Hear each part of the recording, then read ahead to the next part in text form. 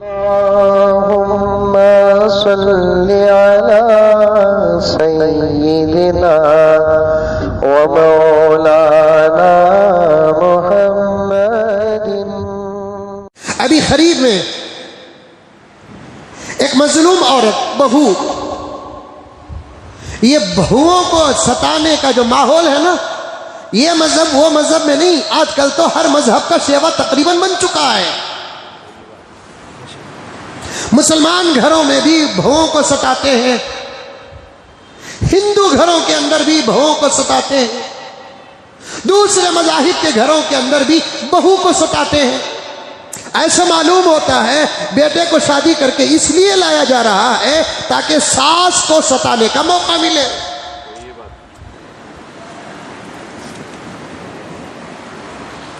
पहले सास को चाहिए कि वो बहू को बेटी माने,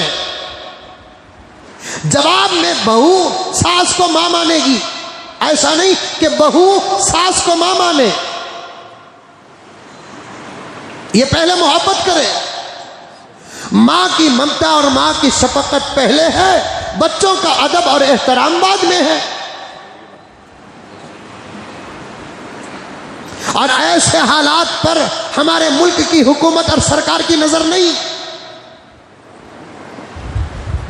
भाई बहनों के नारे लगाने वाले पार्लियामेंट से लेकर स्टेजों तक, उनको नहीं मालूम कि एक हुकूमत के एतबार से इस मुल्क की वो बच्चियां जो शादी होकर ससुराल में जिंदगियां गुजार रही हैं, उनके ऊपर कितने जुल्म और सितम के पहाड़ टूट रहे हैं।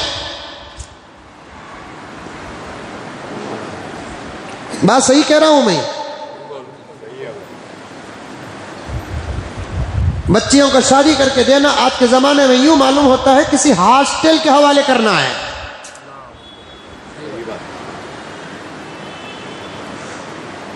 डरा कर शादी किया जा रहा है, सास का घर संभल कर चल। यहां चले सका, सास के घर में नहीं चलता, ये धमकी नहीं तो और क्या है।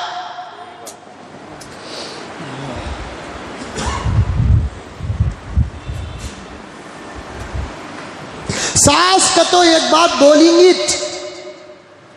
उसे कौन सा ऑफर मिल गया, उसे कौन सी इजाजत मिल गई जो अपनी बहू को ताना दे। इस्लाम इस बात की इजाजत देता है। जखीरा है कुरान पाक का, जखीरा है अहादीस पाक का।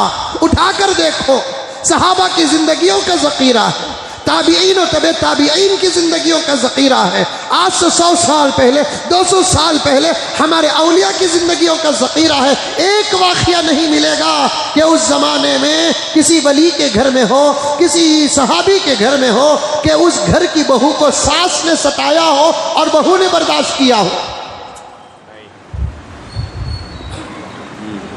बात आ रही तो अर्ज कर रहा हूं, मुझे एक अहम बात बताना है आपके सामने, उसका इंतजार करते हुए इन बातों को सुनो।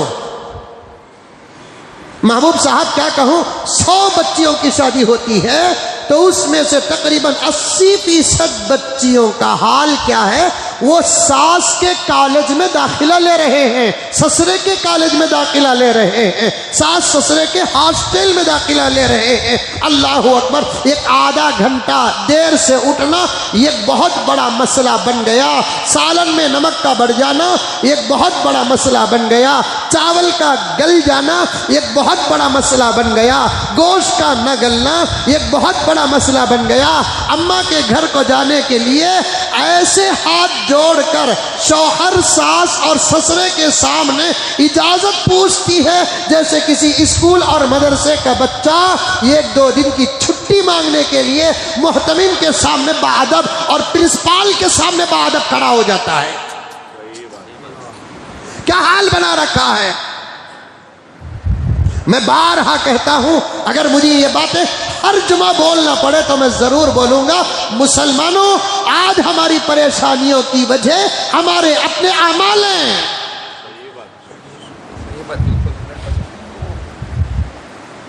उत्तराखंड के यक्सा सिविल कोर्ट पर हम बिल बिला रहे हैं। हम कौन से मुस्लिम पर्सन अल्लाह की हिफाजत की है? वरासत का कानून हुकूमत बनाती है, तड़प रहे हैं हमने कौन से बहनों को और भाइयों को शरीयत के मुताबिक प्रॉपर्टी में हिस्सा दिया है। किसी घर में बड़े भाई की पूरी गिरफ्त है प्रॉपर्टी में, किसी घर में छोटे भाई की पूरी गिरफ्त है प्रॉपर्टी में, किसी घर में भाइयां पूरे कब्जा कर चुके हैं, किसी घर में बहनों ने यूकल हिस्से का मुतालबा करते हुए कोर्ट का दरवाजा खिटखिटा रहे हैं। हम अपने हाथों से पर्सनल लॉ को गारत कर रहे हैं।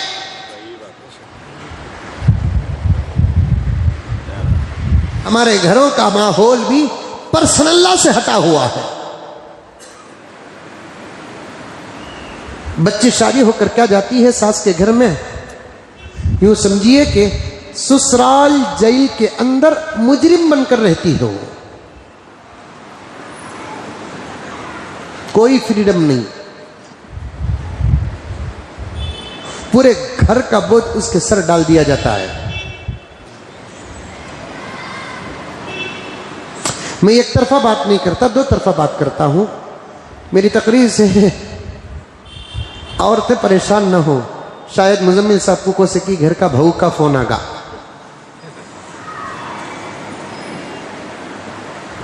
इधर भी उधर भी, इधर भी उधर भी, इधर भी उधर भी, हर जगह है।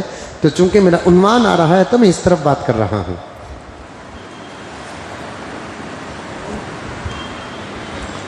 नौकरानी की जरूरत है घर को, बर्तन धोने वाली की जरूरत है घर को, कपड़े धोने वाली की जरूरत है घर को, घर साफ करने वाली की जरूरत है घर को। अब बर्तन धोना है तो 3000 रुपए दो, कपड़े धोना है तो 4000 रुपए दो, घर साफ करना है तो फिर 3000 रुपए दो।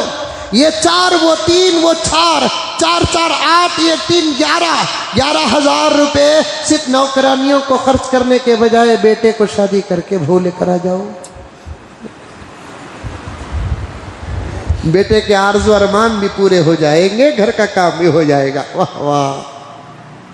अरे चल रहा है नहीं चल रहा है आजकल? क्या आयु भाई, सही बोला हूं मैं? बहुत दिनों के बाद आप तशरीफ लाए हैं।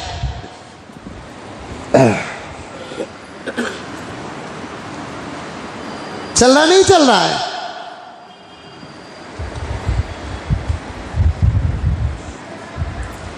एक गैर मुस्लिम घर के अंदर एक बच्ची को बेहद सताया गया।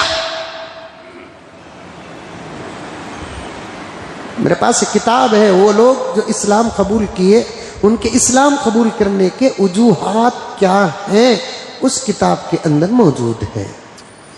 इत्तेफाक से बहुत पुरानी किताब थी।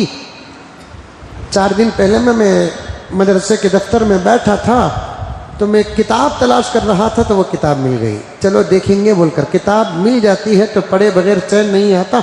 मैंने खोला तो यही वाकया मिला।